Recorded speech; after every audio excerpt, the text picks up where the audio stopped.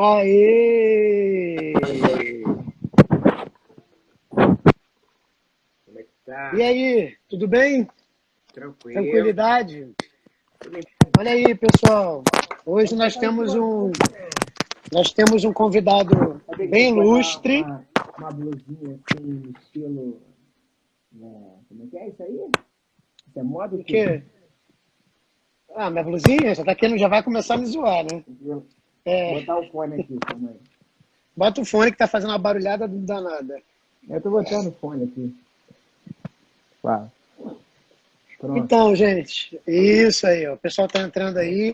Temos o nosso convidado ilustre, né? Todo mundo sabe que eu sou fã, né? Tudo Do mentira. Silva Júnior, tudo verdade, né? E hoje a gente vai utilizar um pouco desse cérebro, já que o meu, desde ontem, tô com sintomas de Alzheimer, desde a minha live, que eu não lembrei de nada.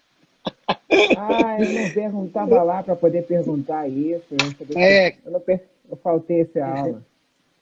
tu faltou aula, né? Faltei essa aula. Olha a Loren aí, ó. Muito amor pelos dois. O pessoal está entrando. Gente, hoje a gente vai falar um pouquinho sobre a doença de Parkinson como combinado, né? E aí o combinado vai ser o seguinte: eu faço Não, algumas combinado é. Deixa perguntas. eu falar, deixa eu falar. O combinado é. Você fala tudo, eu só observo. Esse é o combinado. Qualquer coisa mesmo. Negativo. Eu faço umas perguntas e você, o senhorzinho, responde, tá? Aproveitar e botar essa Eu faculdade de medicina respondo. para rolo, né? Esses conhecimentos aí E que você está estudando aí nessa faculdade que não serve para nada, não está servindo de da nada. farmacologia é tudo contigo. Assim, Pode então isso deixar. vai ser um bullying. Então, olha só, gente.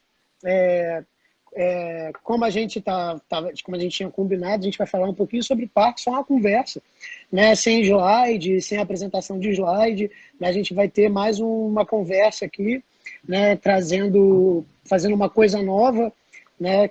Eu convidei o Silva para ele participar dessa minha live aí na página, né? Para a gente fazer uma coisa diferente, vocês estarem vendo uma carinha diferente, e é claro, a gente se beneficiar desse cérebro aí Eu que é um prefiro a cérebro carinha dele. diferenciado.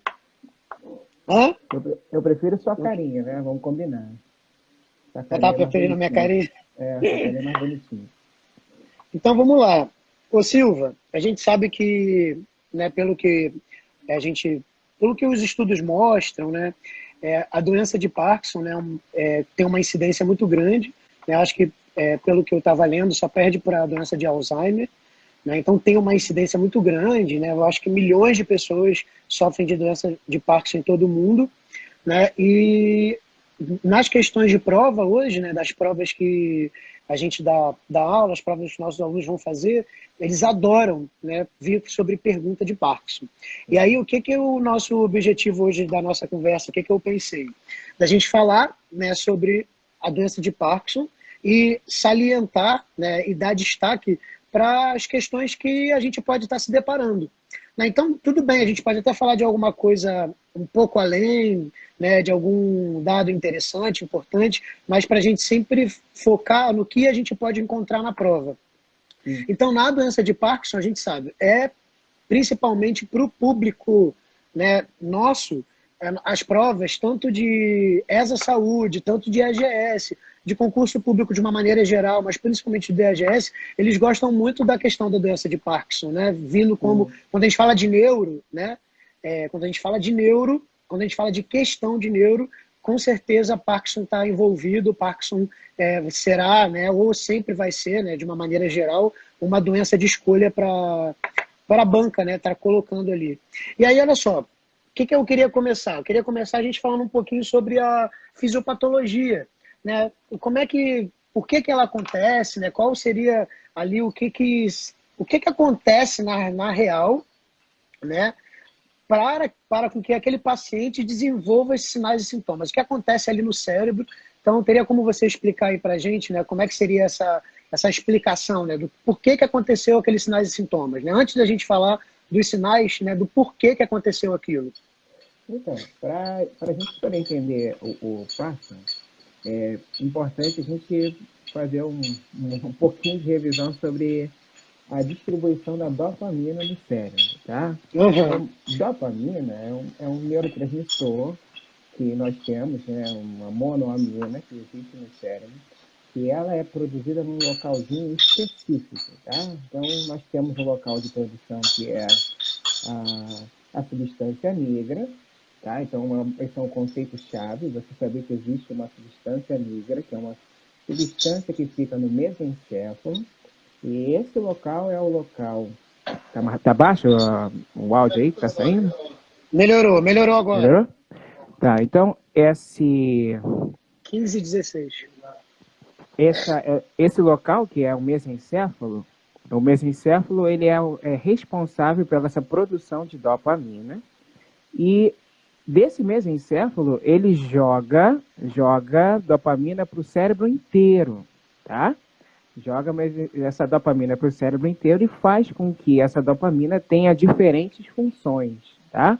Uma Então, calma delas... aí, Silva. Antes de falar da função, então seria, a gente tem uma substância negra, né? Porque tem Uhum, lá o pigmento, lá no cérebro, tem uma substância que ela é mais escura, e sim, essa substância, lá no mesencéfalo, lá no cérebro, é exato, responsável pela produção da dopamina.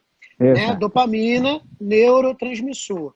Né? Então, o neurotransmissor que é produzido lá nessa substância negra. Né? Isso Certo. aí, uma anatomiazinha. E aí agora, o que essa dopamina faz? Ela é distribuída pelo corpo, o que ela faz? Então, a dopamina ela teria uma infinidade de funções, né? Mas, em linhas gerais, a gente podia pensar na distribuição da dopamina para a região do controle do movimento, que a gente chama isso de nigro, ou seja, uma via nigro, que sai da substância negra e vai até o corpo estriado. Estriado é um local do cérebro que controla os nossos movimentos, tá? Principalmente os nossos movimentos voluntários. Então, daí a gente teria já um chamariz para a gente pensar. Uma outra distribuição dessa dopamina seria pro negro frontal, ou seja, a gente distribui a dopamina para a substância cortical ao nível do córtex frontal. E o córtex frontal é a região que faz com que a gente tenha processos de pensamento, de memória, de raciocínio, de cognição. E, além disso, uma terceira distribuição da dopamina que seria importante é a distribuição da dopamina para uma outra regiãozinha do cérebro chamado corpo amigdaloide, tá? O que é isso? Tanto o corpo amigdaloide quanto o giro do cíngulo são locais que controlam as nossas emoções, tá? Então, daí a gente consegue criar uma grande via chamada mesolímbica que vai explicar a depressão no Parkinson. Então, essas seriam as principais Beleza. distribuições. Tá, vamos lá então. Então a gente tem uma via chamada nigroestriatal, que seria a distribuição da dopamina com função motora. Seria a Exato. principal ali, certo? Certo. Então ali, então a dopamina tendo funções motoras nesse paciente, desenvolvendo funções motoras. Também temos a dopamina distribuída pela parte frontal do cérebro. Né? Então a nigrofrontal, que você comentou, né, que seria ali a região frontal, pela questão do comportamento, né, Uhum. cognição, né, o sentimento, a gente poderia dizer assim. Sim. Então teria também essa via. E uma via em relação à questão da depressão, fala Isso. só esse finalzinho aí para a Então, gente entender. o finalzinho é que existe uma região no cérebro chamado sistema límbico, né? Então, o sistema Límbico. límbico é a área responsável pela formação das nossas memórias, bem como a nossa parte emocional, né? A parte emotiva. Então, Uhum. quando você tem uma falta de dopamina nesse espaço límbico, isso Uhum. produz a nossa alteração emotiva, né? Alteração emocional, depressão, alteração comportamental. Relacionando a parte frontal, a gente teria a possibilidade de desenvolver demência, né? A Entendi. falta de dopamina no córtex frontal. Então, Silva, o Parkinson, que você está querendo dizer, ele não só vai desencadear problemas motores, né? De Então, maneira não, nenhuma. não é uma doença que só vai estar envolvido com a nossa tríade que a gente que é a tríade motora, que a gente estuda bastante, que é bem pedido em prova, a gente vai falar daqui a pouco, mas isso não é, ele só não só restringe-se a isso, né? Então tem Verdade. tudo, pode inclusive gerar demência, né? A Exato. doença de Parkinson e também, inclusive, né, alterações emocionais, como questão da depressão, né, labilidade emocional, isso tudo está dentro da doença, porque essa dopamina, que a gente começou a falar, ela tem diversas funções, não só motoras, mas também a questão de memória, emoção, né? Uhum. Todas essas regiões cerebrais aí que você comentou. Então, tá tudo tranquilo, né? Estamos Todo mundo entendendo, entendeu tudo? professor? Todo mundo Todo mundo entendeu está entendendo tudo? tudo? Qualquer coisa, Ó, a culpa é do Bauer. Se ele não entender, a culpa é dele. eu estou entendendo, né? Então, Uhum. beleza. Então, olha só, Silva, mas o que acontece? A gente falou de dopamina, você fez essa introdução, falou que essa dopamina tem essa função motora, tem essa função emocional, né? Então está envolvido, então tem funções muito além da parte motora, mas qual é a relação dessa dopamina com a doença de Parkinson? Então, a gente usa principalmente essa questão da distribuição da dopamina para trato nigrostriatal para justificar essas alterações motoras que são encontradas, né? Então, a relação Aham. com a doença de Parkinson é porque essa doença, que é definida por James Parkinson, ela se caracterizava por essas alterações motoras. Então, esse trato Sim, nigrostriatal mostra uma deficiência de dopamina nessa parte do estriado que altera a nossa capacidade de movimento, tendo aqueles sinais e sintomas característicos que a gente vai tratar daqui para frente, né? Então, essa relação básica com o Parkinson é que durante essa substância negra sendo degradada, e a gente conseguiu esses sinais e sintomas são provocados por essa alteração dessa substância negra como degeneração desses neurotransmissores, dopamina no caso, então provocando no esses sinais e caso, sintomas. então a gente pode dizer que o Parkinson é uma doença degenerativa. Neurodegenerativo. Neurodegenerativa, né? E aí essa degeneração da substância negra, que seria exatamente a substância, né, a região que a gente vai ter a maior produção da dopamina. Então Exato. significa que se eu tenho negra, né, eu vou ter, né, morte de neurônios que estão nessa substância, e aí a gente vai ter um déficit de dopamina. Exato. Então, esse déficit de dopamina, a gente precisa relacionar ele na forma que a gente controla o movimento, né? Porque para controlar o movimento, você precisa de um equilíbrio entre dois neurotransmissores característicos, né? Então, aqui eu Uhum. tenho que chamar a presença da acetilcolina, que é o principal neurotransmissor dos nossos movimentos voluntários, né? Uhum. Então, quando eu penso em fonezinho aqui, é, ele é pensado, processado numa região específica do cérebro chamada de córtex motor. E Uhum. essa informação ela é transmitida até a ponta da minha mão para eu conseguir contrair os músculos e segurar o fone. Tudo isso é mediado por acetilcolina. Só que eu posso segurar Uhum. esse fone de diferentes formas, né? Eu posso segurar esse fone Uhum. de diferentes formas e conseguir manter ele na posição que eu quero. Então, você Uhum. pensa em diferentes formas, regulando isso pela acetilcolina, e isso é modulado, ou seja, o movimento ele é modulado pela dopamina. Dopamina. Então é Então, como se eu tivesse que ter um equilíbrio entre a acetilcolina e a dopamina. exato. Exatamente. Então, na doença de Parkinson, pela questão da degeneração, né, da substância negra, morte de neurônios dopaminérgicos, a gente vai ter uma baixa da dopamina, então a modulação do movimento acaba ficando comprometido. Né? Então a Exatamente. gente não vai conseguir, o paciente com Parkinson não consegue modular o movimento, e aí a gente vai ter uma predominância do neurotransmissor acetilcolina. Exato, exato. Uma E dominância aí, relativa, né? relativa, como assim relativa? É porque você não está produzindo mais acetilcolina, né? Você está tendo a exacerbação dos sintomas colinérgicos pela falta da dopamina, sem que isso represente um aumento absoluto da acetilcolina. Então, isso que eu quero destacar, porque isso é questão de prova, Silva. Muitas provas, muitas questões de provas acabam querendo confundir, né, em relação à questão de aumento ou de falta do neurotransmissor. Né? Então, eu queria deixar aqui claro, né, que na doença de Parkinson, né, a gente não tem aumento de dopamina, desculpa, aumento de acetilcolina. Né? A gente vai ter uma falta da dopamina. Então, na verdade, a gente pode dizer, né, que a característica é a falta da dopamina. É claro que a diminuição da dopamina vai deixar uma predominância relativa de acetilcolina, mas não necessariamente uma alteração na produção da acetilcolina. É como se a acetilcolina se mantivesse em uma quantidade, uma produção normal. O que acontece realmente seria essa falta de dopamina. Então, a gente pode dizer, né, que, para uma questão de prova, né, o que acontece em relação ao neurotransmissor, né, seria a falta, né, da dopamina e não necessariamente a questão do excesso de acetilcolina, já que ele não tem alteração, na maioria das vezes, não tem alteração no curso dessa doença. Isso é verdade? Verdade. Exatamente. Então, tá. Então, para a questão de prova, a doença de Parkinson vai se caracterizar pela falta, pelo déficit de dopamina, né, que é um neurotransmissor inibitório ou excitatório?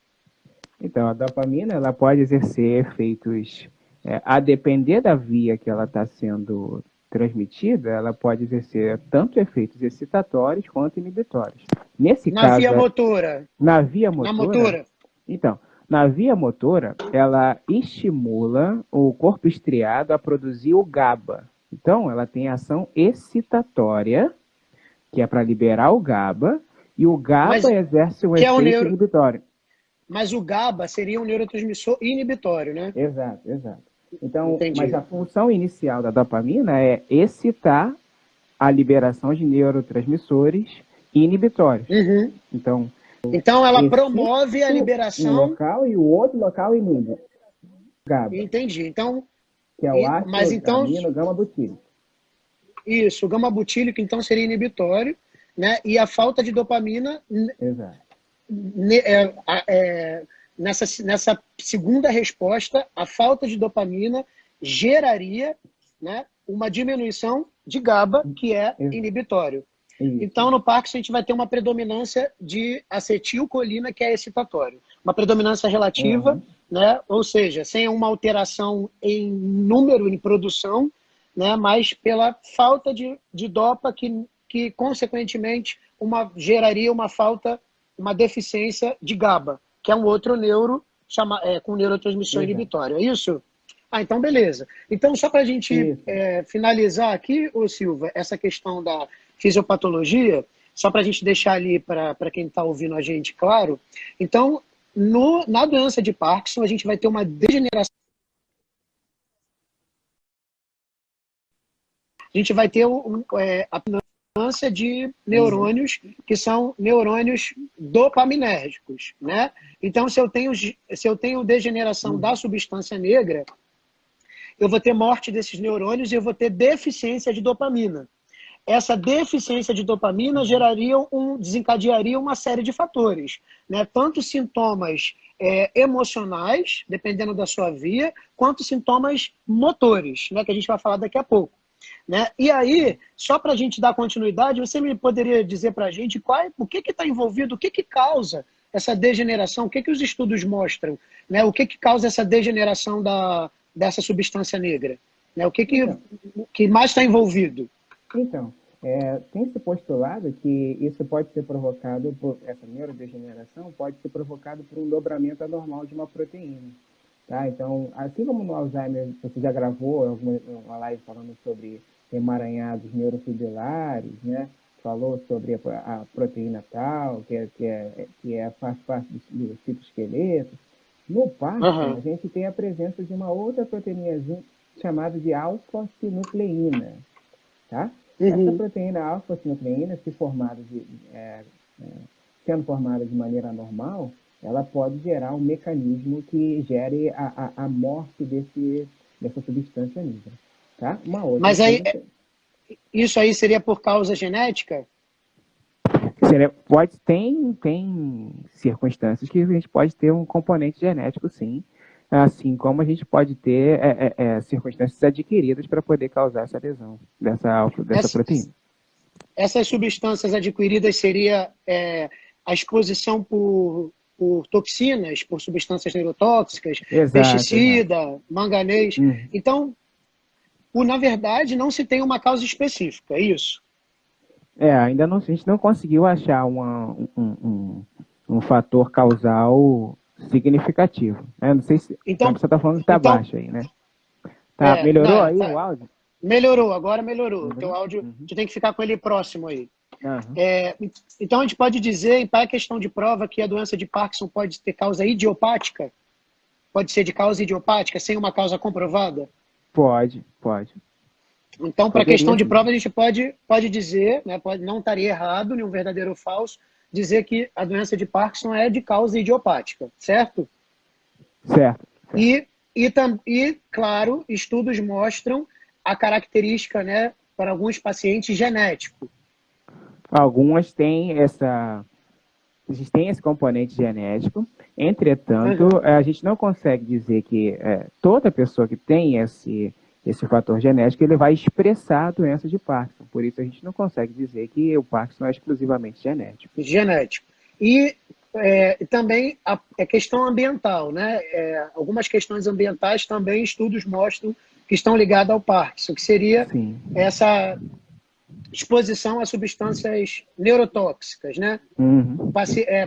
Indivíduos que trabalham com pesticida, né? Que trabalham com exposição de manganês, né? Isso tudo também pode estar contribuindo para o desenrolar, né? Pela questão do desencadear da doença de Parkinson, né? Exato, exato. Mas nada que tenha uma comprovação específica. Então, né, a grosso modo, a gente pode dizer que ela é idiopática, ou seja, não se tem uma causa exata comprovada. Correto. Então, a gente teria uma série de fatores vinculados, mas que ainda não determinam a ocorrência do Parkinson isoladamente. Beleza. E aí, Silva, sabe o que eu queria... você tem alguma coisa em relação à causa e à fisiopatologia que você acha importante falar aqui para a gente? Em relação à fisiopatologia do Parkinson, é só Uhum. a gente entender por onde se espalha essa dopamina que a gente vai conseguir justificar Os os sintomas. sintomas, né? E com relação à fisiopatologia, é essa questão da neurodegeneração, e aí isso pode ser provocado por acúmulo dessa proteína, e bem como a presença desses fatores que você já falou, né? Exposição a tóxicos, pensar na questão da idade, né? A gente tem a manifestação numa idade próxima dos 40, mas pode ter uma participação em pacientes mais jovens, mas é mais comum numa fase mais tardia, né? 40 anos para frente. Então, isso que eu queria falar. A idade ali, né, seria acima dos 40 anos, né, que normalmente, né, que se desencadeia seria ali a idade de risco, mas ela pode acontecer antes dos 40, né? Sim, sim. Então, uma doença degenerativa, né, diferente um pouco do Alzheimer, só para a gente fazer o comparativo, né, mesmo a gente tendo, em casos bem raros, o Alzheimer com 40 e poucos anos, a gente sabe disso, mas o Parkinson, por exemplo, pode acometer adultos jovens, né? Sim, sim. Então, Tá? essa questão dos adultos jovens está bem relacionado com essa questão Genética, genética que você falou, né? Então, entendi. essa questão a proteína, o Wingler perguntou. Então, eu ia falar exatamente sobre ela. Essa questão do dobramento incorreto dessa proteína chamada de alfa-sinucleína seria um erro genético que pode fazer com que você tenha essa manifestação do Parkinson um pouco mais Precoce. precoce, né? Esse dobramento anormal dessa alfa-sinucleína, ela se acumula nas células e forma uma substância chamada corpúsculos de Lewin, tá? Então, essa Uhum. corpúsculos de Lewin e corpúsculos de Levy é um indicativo desse dobramento incorreto e aí que poderia levar a essa degeneração da substância negra. Então, na verdade, né, o corpúsculo de Levy, né, é o que se caracteriza pela geração da manifestação de demência ou pela questão da dopamina lá da região, né, na frontal ou na região, qual é o nome da outra região que eu esqueci? Então, a gente falou desse acúmulo dessa proteína normal, né, na substância negra, mas ele não pode acumular apenas na substância negra, ele pode se acumular no córtex frontal, onde a gente teria essa demência dos corpos de Lewy, né, que existe essa também. Entendi. Aí, ô Silva, dando continuidade, a gente falou da idade, né? Vamos falar um pouquinho sobre essa falta de dopamina na região nigroestriatal, gerando os problemas motores, né? Então, o que se pede, né? O que a gente vê muito pedido em prova, né? É exatamente essas manifestações motoras, né? Sim, sim. Fala um pouquinho dela para gente. Então, essa parte da via nigroestriatal é o que justifica o nosso sistema motor. Então, como a gente já falou antes, a gente teria a distribuição da dopamina para uma substância chamada estriado, e o estriado ele modula esse movimento a partir da produção de GABA. Então, se a gente teria uma deficiência de dopamina, por conseguinte, a gente teria uma deficiência de GABA e, por conseguinte, um predomínio da acetilcolina, produzindo uma característica do movimento que é o tremor. Tá? Então, esse é um sintoma característico, talvez, do Parkinson. Então, acompanhando esse tremor, a gente teria outros sinais e sintomas característicos, que seriam a rigidez, ou seja, o movimento feito com dificuldade, né, relacionado a esse movimento, e, além disso, a gente teria a lentificação desse movimento, que seria a bradicinesia, o que refletiria uma falta de coordenação desse movimento. Então, se a gente pudesse resumir, seria rigidez, tremor e bradicinesia, e só para completar, a gente teria também uma instabilidade postural, né? Uma incapacidade de ficar na posição ereta, você teria a postura para frente, para adiante. Esses seriam sinais e sintomas característicos motores. Então, só para acrescentar aqui, Silva, essa rigidez que você fala é uma rigidez muscular, no caso, né? Exato. Então, o músculo mais rígido. E esse tremor, ele pode ser um tremor de repouso, movimento, tem alguma diferença? Tem alguma diferença, né? Porque o tremor de intenção, o tremor de movimento, ele representa uma outra entidade neurológica, né? Então, a gente teria um tremor de repouso, né? Então, no Parkinson, o que se caracteriza com característica do Parkinson clássico seria justamente a questão do tremor de repouso, né? Que é o paciente deitado, por exemplo, e ele ainda está com a presença daquele tremor, não é? Exato. Então, o tremor de repouso... É bom ressaltar que o tremor ele é unilateral, né? Isso que eu ia falar também. No movimento. Essa característica, né, desse tremor, né, dessa rigidez também muscular, dessa lentidão, ela é assimétrica, né? Isso. Normalmente no Parkinson clássico ela é unilateral. Exato. Aí, Silva, deixa eu te fazer uma pergunta, né? Isso pode ser confundido com AVC, ou a diferença que a gente poderia dizer é que o AVC é algo agudo, abrupto, e esses sintomas de Parkinson, eles são insidiosos, são lentos, são progressivos. Isso a gente poderia dizer que poderia ser uma diferença entre esses dois? Sim, então, o AVC, ele tem início apoplexo, né? É início agudo, né? Então, o AVC, inclusive, ele é critério de exclusão para o Parkinson, ou seja, se a pessoa tem tremor, mas ela teve um AVC prévio, recente, então a gente vai pensar que esse tremor que ele está tendo não é de causa pelo Parkinson, né? A gente vai pensar que, primariamente, isso foi causado pelo AVC. Considerando que um AVC, ele pode afetar essa via que controla o movimento, que a gente chama de via extrapiramidal. Enfim, é a via que controla uma via auxiliar que controla o nosso movimento voluntário. Tá? Então, o AVC pode pegar essa parte extrapiramidal e causar tremor tanto quanto o Parkinson. Tá? Então, se você tiver um AVC, você vai pensar que, prioritariamente, seja pelo AVC, o que vai ser evidenciado por uma tomografia, né? Você vai excluir isso aí. Então, aproveitando, Silva, a gente já fechou essa questão dos sinais clássicos, né, que seria motores, estou dizendo, né? os sinais clássicos motores, que seria a rigidez muscular, a bradicinesia, que é a lentidão do movimento, e o tremor de repouso, mais a questão da instabilidade postural, esse tronco voltado para frente, é bem característica do Alzheimer. Só que aí, olha só, outras doenças também podem gerar sintomas parecidos, né? Sim. E aí, lá na diretriz de neuro, né, a gente tem alguns critérios que eu até queria que você comentasse ali a parte mais importante, o que você considera mais importante, né? Porque fazendo menção ao diagnóstico, né? O diagnóstico do Parkinson é basicamente clínico, né? O que significaria isso, né?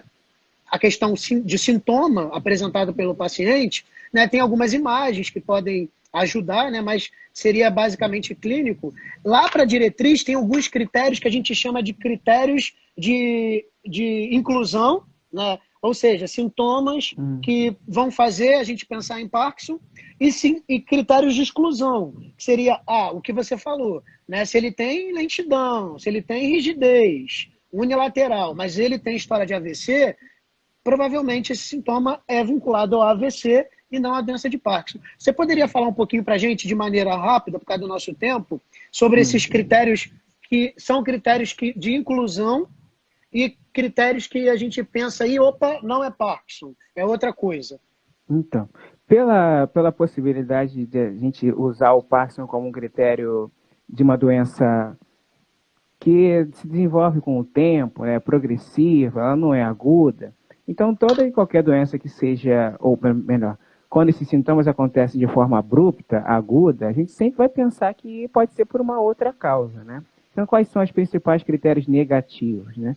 O início agudo associado a um AVC, associado a um traumatismo crânioencefálico grave, ou se esse paciente ele usa alguma medicação para tratar, para bloquear a dopamina, porque isso pode acontecer quando a gente trata esquizofrenia, né? Então, a gente trata esquizofrenia com medicações antipsicóticas, né? Usa um haloperidol, um antipsicótico típico. Isso pode provocar um decréscimo, digamos, temporário dessa dopamina, né? Ou se a gente tem algum tipo de hidrocefalia, né? Hidrocefalia também pode provocar assim, tremores sem que isso seja Parkinson, né? E a exposição de alguns agentes tóxicos, né? Então, tudo isso fala em desfavor do Parkinson, né? A gente tem o início agudo e associado a essas entidades clínicas que a gente comentou. Se não tiver nenhuma dessas doenças neurológicas, a gente pode pensar no critério positivo a bradicinesia, né, que é o movimento lento, o tremor de repouso, né, que a gente falou que é característica, é bem diferente, tremor de repouso e tremor de intenção, ou seja, se eu tremer enquanto eu faço o movimento ou tremer parado, tá? Então, se eu tremo parado, eu vou pensar que isso pode ser Parkinson, e o início desse tremor sendo unilateral. Isso são critérios positivos para o Parkinson. Silva, e também pode ser critério positivo a questão da utilização da levodopa e a melhora? Sim, ou sim, não? Também. Então, explica aí pra gente, rápido. Então, o tratamento base do Parkinson é usar levodopa, né? Já que eu não tenho dopamina, eu posso dar uma medicação que aumente a quantidade de dopamina no cérebro. A gente faz isso a partir da levodopa. Então, se eu dou levodopa para um paciente e esses sinais e sintomas motores eles melhoram, provavelmente esses sinais e sintomas são justificados pela falta de dopamina. Então, tomar a levodopa e melhorar os sintomas, isso a gente diz que é um critério positivo, né, para você poder classificar isso como um Parkinson, né? Além disso, né, pensar que o início desses sintomas de tremor, como a gente já mencionou, os sintomas são unilaterais, ou seja, são assimétricos, tá? Então, você teria boa resposta à levodopa, tremor de repouso, assimetria...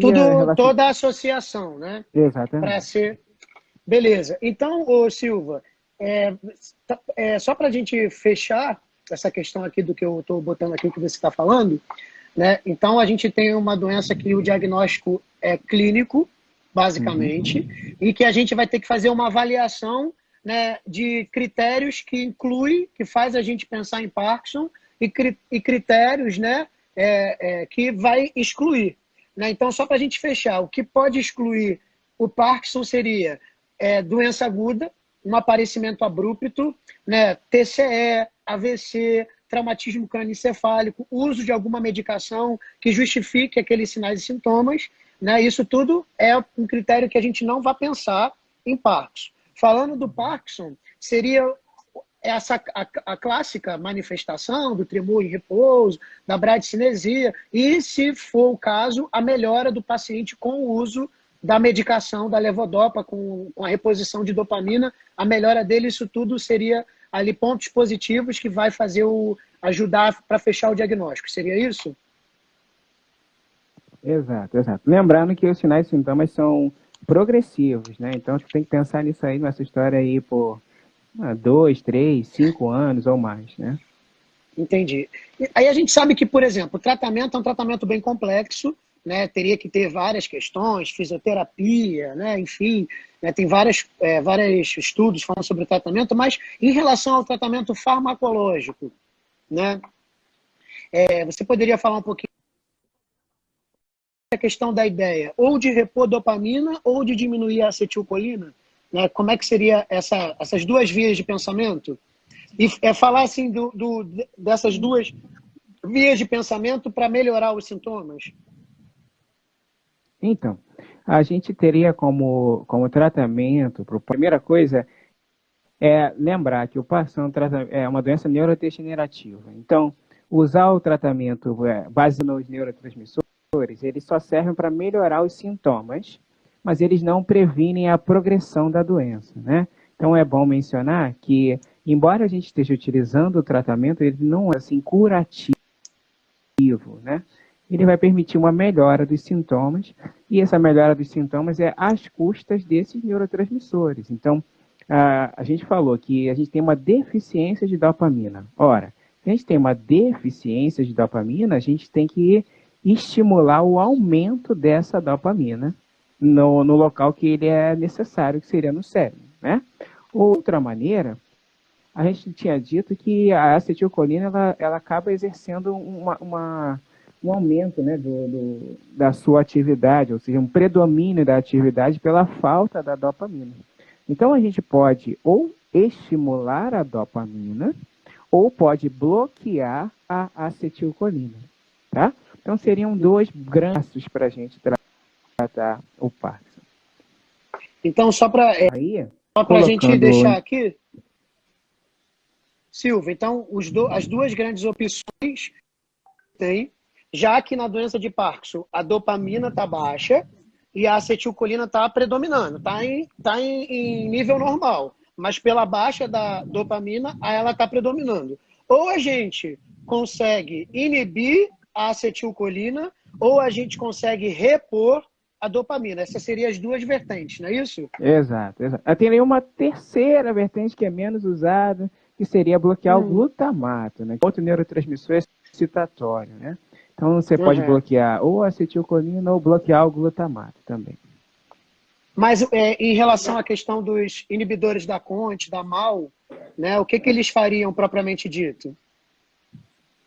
Então, aí dentro desse grande braço que você comentou, que seria aumentar a atividade da dopamina, aí eu tenho que lembrar a vocês como é que a dopamina ela é produzida, né? A dopamina ela é produzida a partir de um aminoácido, né, que é a tirosina, e ela é liberada lá na fenda sináptica, que é o ponto de encontro entre dois neurônios. Ela exerce seu efeito na fenda, e depois disso, ele é retirado. Essa dopamina não pode ficar lá o tempo todo, né? Porque se ela ficar o tempo todo, ela vai provocar uma inibição, uma excitação excessiva, ou uma inibição excessiva. Então, a dopamina ela é retirada da fenda sináptica por duas enzimas, tá? Que são essas que você mencionou, que é a CONT, você não vai querer saber o nome dela, né? Mas só para vocês aí que gostam, é a catecol, ortometiltransferase, e a MAO, né? Que é a monoaminoxidase. Essas duas enzimas são responsáveis por retirar a dopamina da fenda. Entretanto, se você tem pouca dopamina, não é interessante que você retire a dopamina da fenda. E você quer aumentar a concentração dela naquela fenda. Então, você está bloqueando quem é que é o responsável por tirar aquela dopamina. E com isso, você aumenta a quantidade na fenda. Como é que os exemplos que você teria aí, está respondendo a pergunta de quem? Como é que eu me perdi? Alguém fez uma pergunta. Quais são os principais medicamentos, né? Que é o que o colega está perguntando aí, né? Ô Silva, só para a gente fechar aqui a questão da CONT e da MAO. A CONT e a MAO, então, são enzimas que degradam a dopamina, que lisam a dopamina. Exato. E aí ela perde seu efeito. Então, a presença da CONT e a presença da MAO que vai degradar a dopamina. Então, a partir do momento que eu utilizo um fármaco, que tem o poder de inibir a CONT e de inibir a MAO, eu vou estar reduzindo, diminuindo a enzima que degrada. Logo, se eu reduzo as enzimas que degradam a dopamina, eu vou ter a ação da dopamina na fenda por um maior tempo. Né? Então, isso vai estimular a dopamina, por mais que esteja em pouca quantidade, a gente deixa ela agindo ali por maior tempo. Então, os pacientes com Parkinson seriam beneficiados com inibidores da CONT e com inibidores da MAO. Poderia se dizer assim? Sim, sim. Dependendo da questão grau, do tempo, né? Do grau e do tempo. Né? Mas isso aí, entendi. Mas é só para deixar claro que quando a gente inibe a CONT e a gente inibe a MAO, eu aumento o tempo de ação da dopamina na fenda. Porque a MAO e a CONT são enzimas que degradam. Beleza? Então seria isso. A gente pode utilizar anticolinérgico? Pode utilizar anticolinérgico quando o sintoma característico do Parkinson é o tremor, né?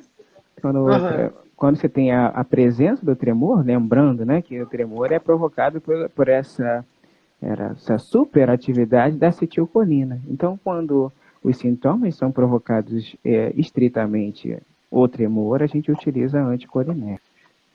E o que o anticolinérgico faria exatamente? Né, a princípio, só para explicar rapidamente. Então, o anticolinérgico, ele vai bloquear esse aumento de atividade da acetilcolina, né? Então, a gente pode fazer o bloqueio da acetilcolina tanto direta quanto indiretamente, né? Ou seja, bloqueando os receptores da acetilcolina, que a gente pode fazer isso aí. O beperideno é uma opção. Então, para eu tentar diminuir a ação da acetilcolina, ou eu bloqueio os receptores, ou eu utilizo uma medicação que diminua a ação da acetilcolina, que seria o anticolinérgico. Exato. Beleza. E aí, Silva, então o que a gente falou até agora de tratamento farmacológico? A gente falou de anticolinérgico, que estaria reduzindo a acetilcolina, você disse aí principalmente para a questão de pacientes que têm predominância em sintoma de tremor, e a questão dos inibidores da CONT, inibidores da MAO, para a gente aumentar o tempo de ação da dopamina, né? Seria isso. E aí, e a reposição da levodopa? Então, esse foi importante você perguntar, porque a levodopa é o principal tratamento para o Parkinson, né? Porque a levodopa é uma medicação que você toma por via oral, mas ela precisa alcançar o cérebro, ou seja, tem um caminho grande para ela fazer e evitar que ela seja degradada ao longo do trato gastrointestinal. Mas vamos assumir que a levodopa ela consegue chegar no cérebro e consegue... Essa levodopa é como se fosse uma precursora, uma forma precursora da dopamina. Ou seja, é a droga que mais se assemelha à função da dopamina, né? Porque essas outras drogas que eu citei, né, que é o inibidor da CONT, inibidor da MAO, até uma outra que a gente deve comentar ainda, que são os agonistas dopaminérgicos, todas essas drogas, elas não têm um perfil de ação tão bom quanto a levodopa. Por quê? Porque a levodopa, ela é como se fosse numa linha de montagem, você já tivesse a formação da dopa, que faz essa evolução para a dopamina. Então, explicando rapidamente, nós temos o aminoácido tirosina, que ele é convertido em dopa, e essa dopa é convertida em dopamina. Então, eu falei, tirosina é convertida em dopa, tá? Então, essa dopa é a droga que a gente dá, mas de uma forma um pouquinho diferente. A gente dá a levodopa. Então, essa levodopa vai acabar se transformando em dopamina e você está aumentando a linha de produção da dopamina que vai ser liberada na fenda. Entendi. Ô Silva, mas olha só, é verdade que com o tempo a própria reposição, né, de dopamina com a questão da levodopa, ela pode trazer manifestações motoras nesse paciente? Sim, porque a gente não consegue garantir, embora você esteja aumentando a quantidade de dopamina na fenda, você não essa velocidade de liberação. Então, pode ter momentos em que você tenha bastante dopamina na fenda, como pode ter momentos que você não tenha nenhuma dopamina na fenda. E isso gera, então, uma alteração do movimento, né, característica, né, que com o tempo você vai ter flutuações motoras. Então, você pode ter melhora do tremor e uma exacerbação do tremor, né? A gente chama isso de discinesia, que é um efeito adverso do uso crônico da levodopa. Então, para a gente fechar essa questão, então, com o passar do tempo, com o uso da levodopa, esse paciente ele pode desencadear complicações que a gente chama de discinesia, né, que seria essas flutuações, que seriam momentos em que ele não teria os tremores, não teria os espasmos, e momentos que ele vai ter muito espasmo, um espasmo exacerbado, um tremor mais evidente, né? Então, isso seria mesmo a questão com o uso da levodopa. Sim, sim. O uso da levodopa, né, por pelo menos uns 5 anos, isso pode provocar esses efeitos adversos. Então, a gente tem que pensar principalmente na questão da idade, né? Porque em pessoas idosas, essa discinesia é menos comum, tá? Essa discinesia ela aparece em pessoas mais jovens. Então, pessoas mais jovens, elas se beneficiam dos outros tratamentos que a gente citou, os agonistas dopaminérgicos e os inibidores da CONT e da MAO. Ao passo que essa pessoa vai envelhecendo, aí a gente já vai pensar em usar a levodopa, que ainda é a melhor droga para tratar o passo. Tratar, que eu falo, é controlar, né? Controlar. Então, só para fechar, então a melhor droga para controle do Parkinson é a levodopa, porém, com o passar dos 5, 10 anos de uso, ela pode trazer essas discinesias. Então, quando eu tenho um paciente, que é um paciente que é diagnosticado, né, com Parkinson mais precoce, né, a ideia é que esse Parkinson seja controlado, né, a priori com agonista dopaminérgico, inibidores da CONT e da MAO, e aí com o passar do tempo ali, né, se pensa na questão da levodopa. Então, só para fechar, a levodopa é a melhor questão do tratamento, porém, devido à questão da discinesia, para indivíduos mais jovens, né, eles serão beneficiados, né, a princípio, com outra classe de fármacos, que seriam os inibidores da CONT e da MAO, os dopaminérgicos, antes do uso propriamente dito da levodopa, é isso? Isso, exatamente. E aí, Silva, só para a gente fechar, que acho que falta, pelo que eu vi, a gente começou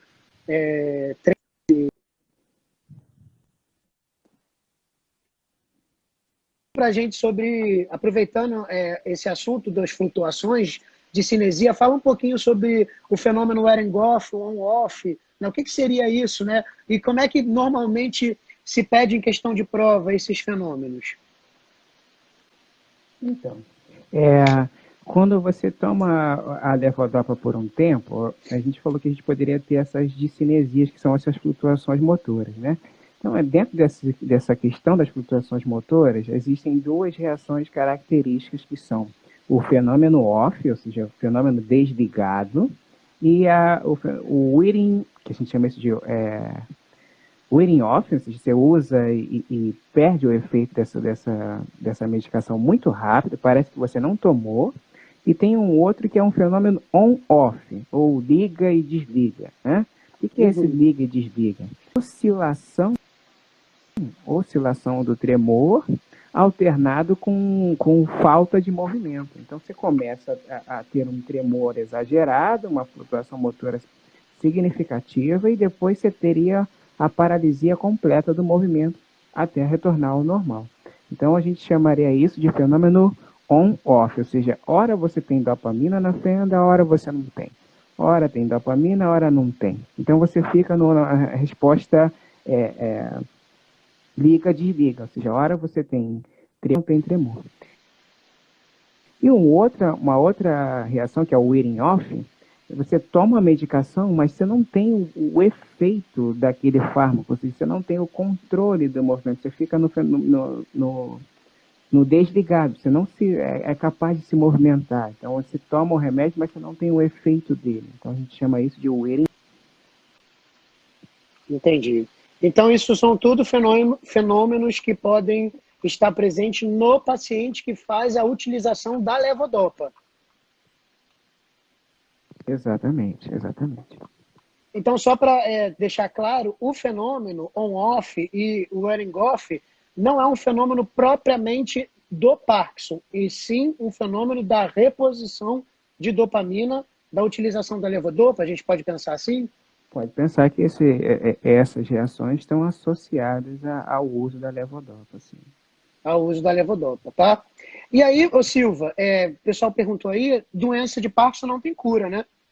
Não tem cura. Então, como a gente estava falando, você usa as medicações para fazer com que você controle os sintomas, né? Mas o processo é neurodegenerativo, ou seja, depois de um tempo de uso da levodopa, você vai ter que apelar para uma conjunção de medicações, ou se a pessoa não usava inicialmente a levodopa, ela vai acabar evoluindo para a levodopa, mas tudo isso é para controlar os sintomas, porque a neurodegeneração é progressiva, ela continua. Entendi. E prevenção, tem como? Prevenção do Parkinson, você teria como... A gente não tem ainda um método postulado de como se desenvolve a doença, né? Mas, evidentemente, a menor exposição a agentes que sejam neurotóxicos, elas poderiam ajudar a prevenir a doença, né? A gente tem como também melhorar a questão dos sintomas. Tem algumas terapias que não seriam preventivas, mas melhorariam os sintomas, que seriam, no caso, a estimulação transcraniana, né? Ah, sim. Aí seria essa questão, rapidinho, Silvio, que o nosso tempo está acabando, estimular, né, essa região, né, seria uma opção para esse paciente, né, que já está num Parkinson mais avançado, que já tem algum tipo de flutuação, aí você estimula o cérebro, seria uma estimulação e teria maior produção de dopamina? Não, essa estimulação seria para a gente controlar o movimento, né? Então, você tá estimulando como se fosse um circuito inibitório da questão do movimento. Então, a estimulação craniana, ela se destina para que você controle o tremor, né? Então, você está provocando inibição dessa via motora, ou seja, controlando o tremor. Para isso que serve essa estimulação. Só para ajudar e controlar o sintoma, a manifestação motora em relação ao tremor, não é isso?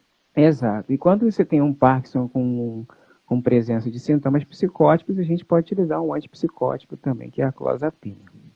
Então, isso que eu ia falar. Os outros, só para fechar, acho que a gente tem um tempinho, Silva, a questão dos outros sintomas, sem ser motores, que a gente chama de sintoma não motor, seria a psicose, a depressão, isso é muito comum na doença de Parkinson, né?